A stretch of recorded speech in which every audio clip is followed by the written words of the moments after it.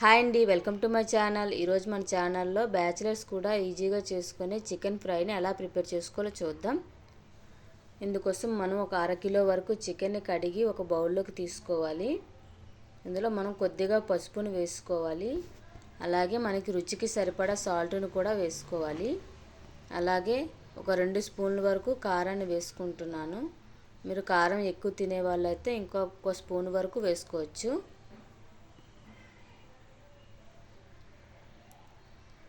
ఇప్పుడు ఇందులోకి మనం కొద్దిగా ధనియాల పొడిని వేసుకోవాలి. అలాగే కొద్దిగా గరం మసాలాను కూడా వేసుకోవాలి. ఇప్పుడు ఇందులోకి ఒక అరచెక్క నిమ్మరసాన్ని కూడా వేసుకోవాలి. అలాగే ఒక 2 లేదా 3 స్పూన్ల వరకు పెరుగును కూడా వేసుకోవాలి.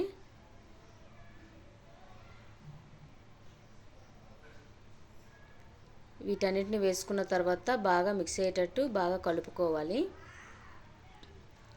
ఇలా బాగా కలుపుకున్న తర్వాత ఒక అరగంట వరకు మనం ఫ్రిడ్జ్లో పెట్టుకోవాలి.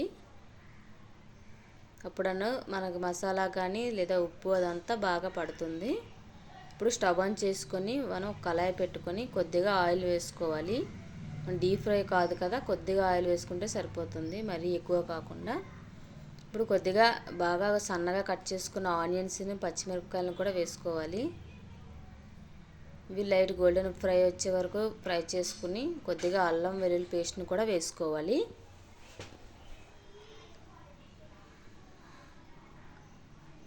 అలా గోల్డెన్ కలర్ వచ్చే వరకు ఫ్రై చేసుకోవాలి.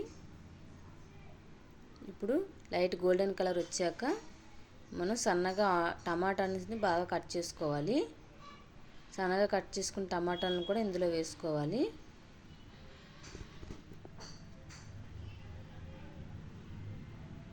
ఇప్పుడు వీటిని కొద్దిగా కుక్ అయ్యే వరకు మనం ఫ్రై చేసుకోవాలి. ఇప్పుడు ఇందులోకి మనం పక్కన పెట్టుకున్నాం కదండి, ఫ్రిడ్జ్లో పెట్టుకున్న చికెన్ని తీసుకొని ఇందులో వేసుకోవాలి.